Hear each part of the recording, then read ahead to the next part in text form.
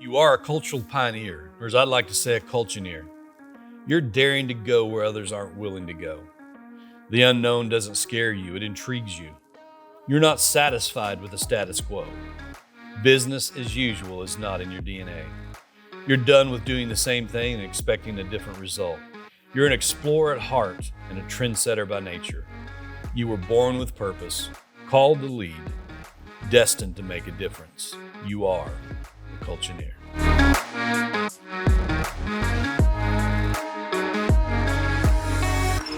Welcome to another episode of the Culture-Neer Podcast. I'm your host, Terry Gwaltney. If you're listening today and you want to start work on improving the culture of your organization, but not really sure where to start, this episode is for you. I want to start today by asking some questions. What do you think it takes to transform a culture, and yourself for that matter, from the inside out? Or how about this one? What does it really mean to lead transformation, not just in your organization, but in yourself? Today, we're going to explore 5 universal principles that can turn ordinary leadership into transformational leadership. So, what's at the very heart of transformation? I think for an organization, whether you're profit or nonprofit, that transformation begins with a real clarity of purpose. You really need to know why you're doing what you're doing. What's super important to you? Many leaders chase results, but here's the difference. Transformational leaders, they really root themselves in purpose. Now, you can have both, but it's pretty empty and hollow if all you're doing is chasing results and it's not really accomplishing anything of real purpose and meaning and value for that matter. So transactional leadership, unfortunately, I think that's where too many leaders live today. The focus is on tasks. The focus is on outputs. These are the kind of environments where you experience the customer service, and it sucks, to be quite honest. People act like you're a number. You're an inconvenience. You're interrupting them texting their buddy on their phone, even though they happen to be at work, being paid for that. What you're experiencing is what they experience as an employee. They feel like they're a number. They feel like when they go to their boss for a question or a problem or a challenge that they're an inconvenience. That what they do really doesn't matter. The only time they hear from them is when they screw up. They don't really hear anything more when they really show up and offer a little bit more. So unfortunately, that's where a lot of the world and the leadership live today in our organizations, which is why there's so much being written and said about customer service, because it's very hard to find good customer service. Now, let's contrast that with what does transformational leadership look like? Transformational leadership is more focused on people. It's more focused on purpose. It's more focused on culture. It's also intentionally focused that way. Because when you can focus your organization on the people that work there, your people that work there will focus on the people that you're serving. When you focus on purpose in your organization, your people now connect purpose with what they're doing, and their engagement goes through the roof. The level of commitment becomes staggering. Your retention numbers go up. Your recruitment numbers increase. People want to be a part of a culture that is rooted and people-focused and purpose-focused. It's just the reality. So here's the question. Are you leading for outcomes only, which is how most of us have been trained, probably brought up, maybe even mentored? Or are you leading for impact and meaning? Because there can be a vast difference. You can be winning on a spreadsheet. You can be winning in the short term in what appears to be the bank account. But if you're not winning in these other areas, if you're not having impact, if your people don't feel like that they really are fulfilling a purpose that's bigger than themselves, that they're a part of something more than just a paycheck, you're not going to have long-term success. And that's what we're talking about today. So successful leadership and cultural change Guys, it requires a whole lot more than just a business acumen. It requires a higher purpose. What's your purpose for what you do? What drives you to get up each and every day? I hope it's more than just making more money. I hope it's more than just becoming profitable. Both of those things are important, and they give you options and opportunities. But there's more to it than that. For example, in our organization, our purpose can be found in a lot of different places, but it can be found in our vision statement. Part of our vision statement is we want to develop servant leaders who make a global difference. How? By inspiring other people to serve and give. So you connect that with what our people do day in and day out, and they know they're trying to be an inspiration to other people, step up to the plate and serve. And if they do it well, maybe, just maybe, we can make a global difference. Not just local difference, not just a regional difference, but maybe what we do can impact the world. Wow, that's some big thinking. That's a purpose that people want to get involved in. The other part of that can be found in our mission statement. Part of our mission statement says this: helping our customers protect what matters most. Well, what matters most is what matters to them. And so by helping people do that, we get paid really well for that. There's also a real sense of fulfillment and accomplishment that I did something today that mattered, that was important to somebody. They trusted me with a solution to their problem. I was able to deliver experience that was anxiety-free. I was able to cause people to feel good about their purchase decision, even in a scenario where they paid more than what they wanted to in the beginning. But in the end, they didn't have a buyer's remorse. They were glad they made that choice. See, that's more of what transformational leadership and leading with purpose feels like within an organization. See, you should ask yourself, what's driving your leadership today? And be really honest. Is it simply numbers, or is it purpose?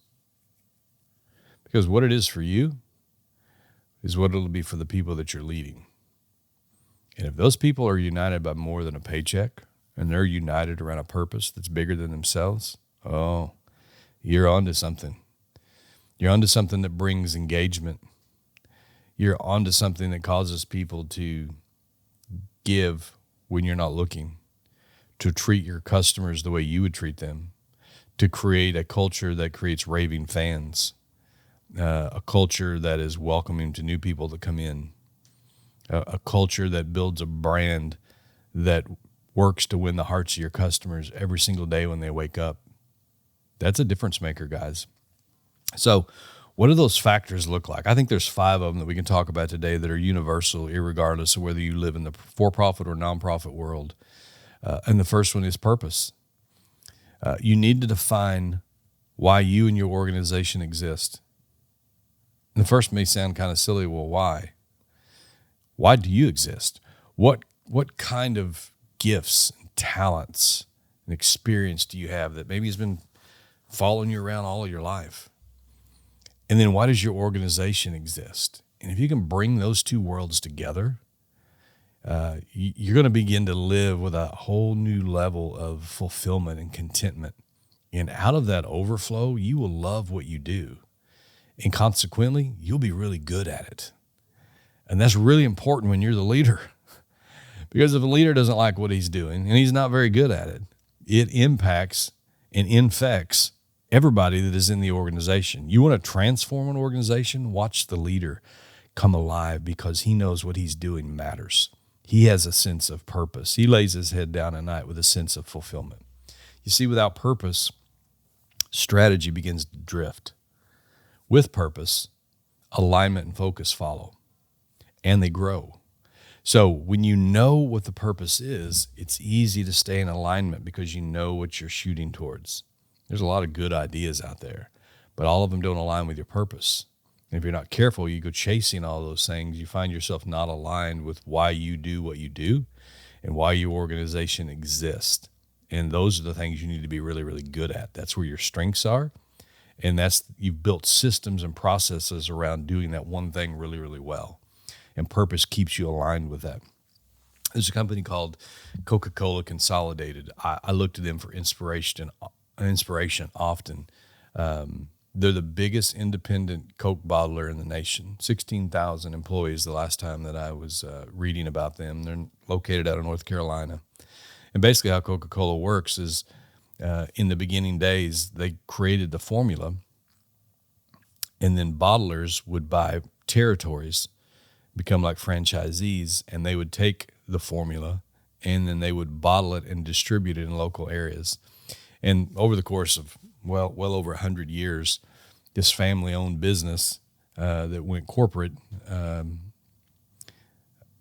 just slowly bought up additional territories around the country until they've become the biggest.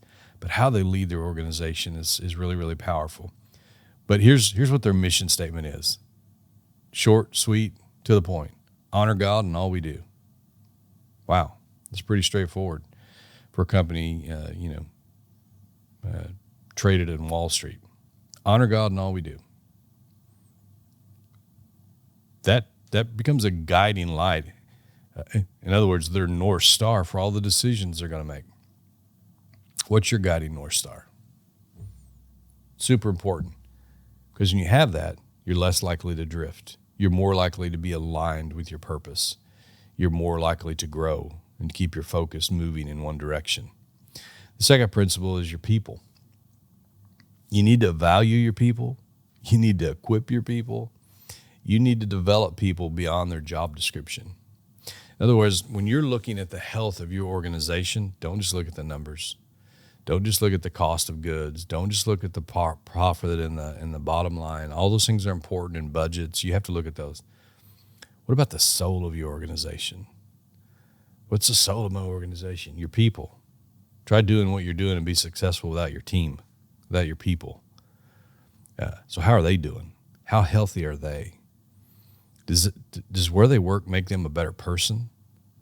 Or does the toxic environment they work in make it harder for them to show up at home, be a good husband or wife, a good parent, a good citizen in their community? Is the environment and the culture you created life-giving or life-sucking?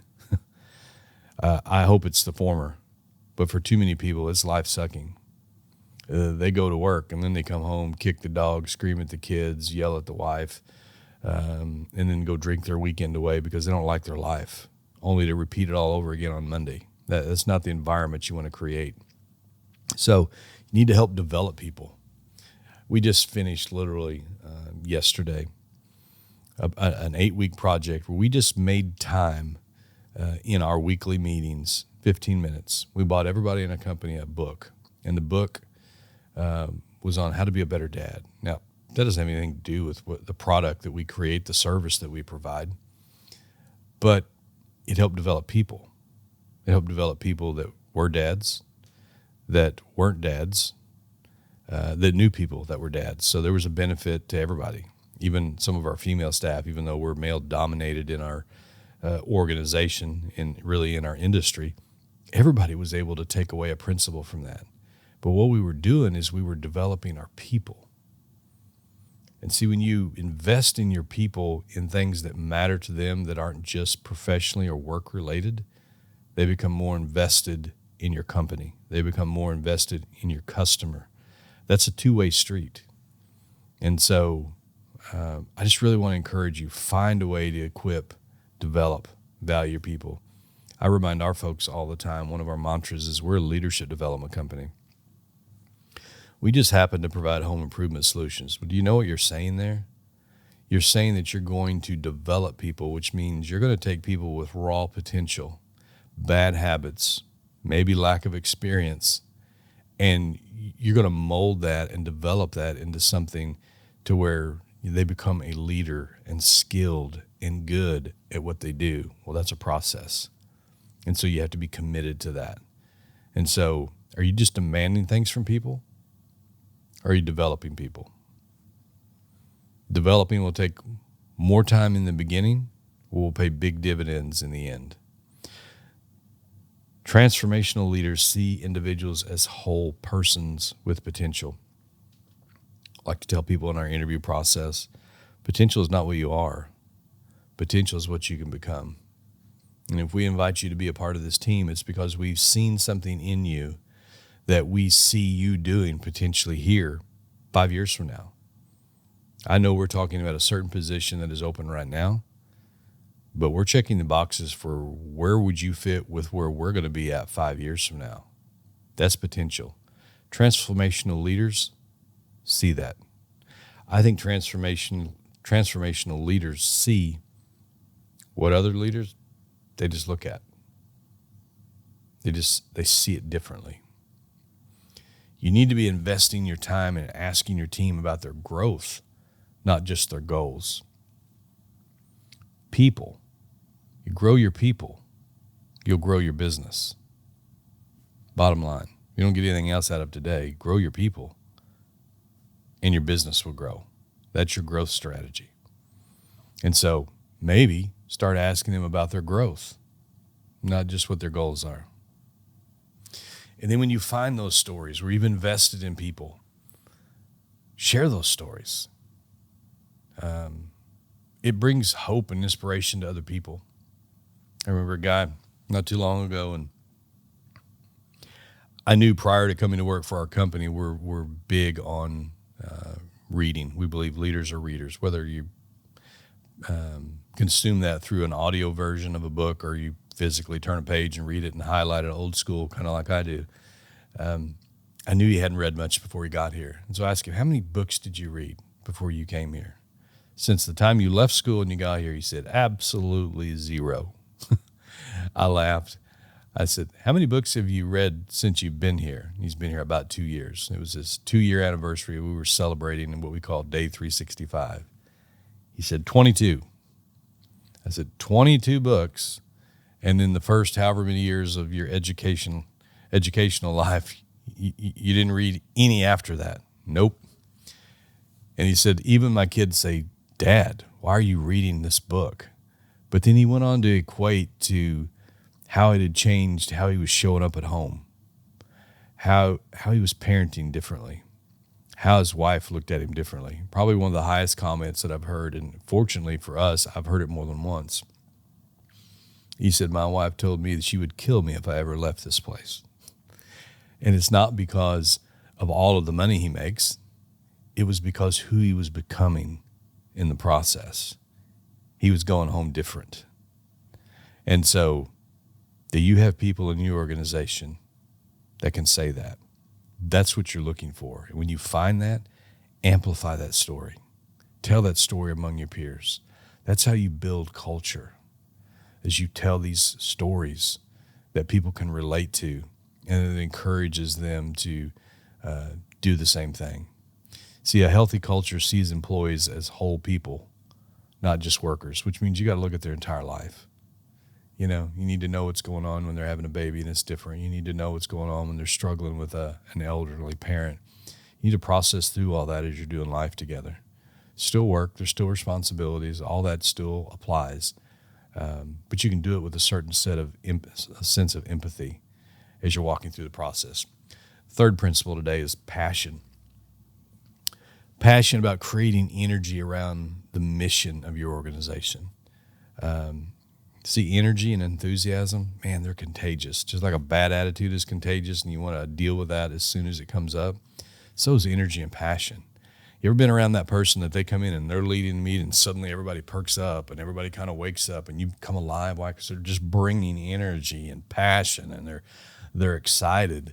And when you get those, it doesn't seem like they're just manufacturing it for the moment, but like they believe this. They're legitimately excited and they're enthused about this idea or what we do or how we do it or the service we provide, or they really believe in the product that we build here. Like they're bought in 100%, sold out. That bleeds off onto other people. It influences people. So passion, it also will fuel resilience during change. All of us, if we're going to be relevant in our business, innovation and change are just a part of it. If you're continuing to do the same thing you've always done, eventually your competitors have the opportunity to surpass you.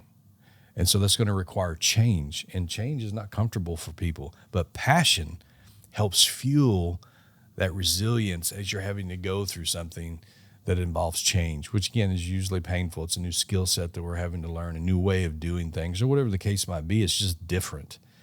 It inspires people when challenges arise, when the economy shifts and changes, when new competition comes into town, or whatever the case might be for you. That passion helps get you over the hump. It's like that Monster energy drink for that guy in the morning that has to have it, and then he's a different guy after he drinks it. That guy. Or maybe that's you. Like, you need your coffee, and nobody wants to interact with you until you've had your coffee because your coffee pot was broke that morning. You had to come get it at work. You showed up different because you didn't already have a pot of coffee in you before you made your appearance at work. That's what I'm talking about. Passion brings you that. It changes your outlook and how you show up and how you buy in. It ignites, it ignites you all around. So what I would ask is, what ignites your passion at work or in life? And how can you model that for other people? Think about that for a minute as the leader, because it can be contagious. Fourth thing today, partnership. We're talking principles. The value of partnership as you're trying to change culture. Well, transformation rarely happens alone. You know, when you have ideas where you can throw those out and present whatever your little think tank looks like. It may be you and one other person. Hey, what do you think about this? It may be, your organization, you and 50 other people. Where you're bringing them into the circle of influence because they're leaders. Transformation rarely happens alone. And so getting buy-in for those people that are leaders, they have influence. Many times when they share in the decision-making process, the idea is not just your idea, it's our idea. We have a way of defending our ideas, standing up for our ideas, promoting our ideas, believing in our ideas.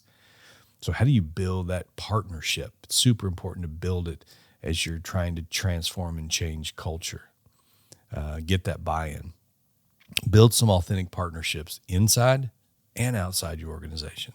Make sure they're rooted in humility and collaboration. See, you can even bring other people from the outside that are saying the same thing that you're saying. But they're saying it from an outside perspective, which in some ways gives them another level of credibility, and you partner with them. And just to figure out what that looks like for you, it could be a training organization. It could be somebody that is not a competitor but a peer in a similar organization, but they're not in your territory. And they're sharing their stories of how they did this same thing 5 years ago, and here's the benefits and the results from it. And you're just partnering and sharing information. Listen, a healthy culture thrives on interdependence, not independence. It thrives on interdependence, not just independence. If you want it healthy, the left hand needs to help the right hand. It's where teamwork makes the dream work. It's where all these things are coming together. If you can achieve the dream by yourself, you're dreaming way too small. It requires more people than you to really have this earth-challenging, shaking dream, which I believe needs to live in the hearts of each and every one of us, something that's bigger than ourselves, which means I need somebody else to help me do this. Foster that in your organization. Look for the partnership with the ideas, with the change. Look to them for solutions to the problems. Don't try to solve everything at a distance because you're so smart and wise. Go to the people that are closest to the problem, closest to your customer, closest to the situation. Value their input. Maybe even go spend some time in their shoes for a day, but listen. And then collaborate. Pull that together, and you'll come up with some of the better solutions. And I'd like to challenge you with this. A lot of the guys that are living today or listening today, maybe you're a person of faith. I'm a person of faith. And so I approach how I run my business from a Christian world perspective. And what that means is I think this transformation needs to be rooted in spiritual and moral integrity on the decisions you're making and how you're doing that. For me, my faith influences, my decision-making process. I feel like that I'm managing resources that are not really mine, that I'm managing people that God has put in my path, and they're his kids. And so I need to treat them accordingly and manage them accordingly. Maybe you're not a faith person, but your leadership still, your values, they still need to be rooted in stability, and they need to be able to provide stability and trust. They need to still be rooted in integrity and excellence. People need to know how you're going to show up and who to expect when things go bad. They don't need a leader that is an emotional roller coaster. They need one that is steady and somewhat predictable as far as from an emotional standpoint, because that creates an environment that's safe for people to take chances, to people to take risks, for people to be innovative, for people to be transparent, to be open about the challenges and the problems we're facing. Otherwise, if you don't create that, then you're going to have people that you're paying that have the solutions that will never tell you the solutions to the problems. Privately, they will complain about the problems. They're living with the solution, but you have cut them off from sharing with you the information that can bring about change that will benefit your company, will benefit you, and would benefit them. So here's the question. What principles anchor your decisions when the pressure is high? You need to think about this today. Some of those are probably your core values, but what are some of these other principles? You need to define what those are. Some of those maybe you need to change a little bit because they're not working really, really well. I invite you today to reflect on this and just pause for just a minute and think about this. Which of the 5 factors that we talked about today, these 5 principles, which one of those 5 are you the strongest in? And just make a note. It's okay. Write it down. Which one of those do I need to grow in the most? Just be transparent, honest with yourself. You know yourself better than anybody. Which one of these areas it's just not a natural strength. I need to grow in that. That's really foreign to me. I don't know what that looks like. I'm not really sure how to pull that off. And then ask, what's one small step that I can just do this week that I can move from being more transactional and measuring everything just by numbers and KPIs to more transformational leadership that's more about purpose, more about people, where I can measure the soul of my organization and figure out how my people are really doing. How's this place making their life better? How can I use this place to make their life better? You come up to the answers to those things and just start with small steps. I think sometimes the journey seems so long and we feel like maybe we're so out of shape that we don't even attempt to begin to move in that direction, when really it's one step at a time. And that one step just puts you one step closer. Don't worry about how long it's going to take you to get there. Just worry about taking the next step. Each time you do that, you're moving in the right direction, and that should be the hope. Remember, purpose, people, passion, partnership, and principles. Those are the 5 things. Transformation is not a one-time event. It's a daily practice. It's a daily practice of aligning your actions with your vision. Actions with your vision. Today with where I want to be tomorrow. Daily alignment. One step at a time, one step at a time, one step at a time. Listen, guys, I challenge you. Lead with purpose. Lift people. Ignite passion. Build some partnerships. And hold to your principles.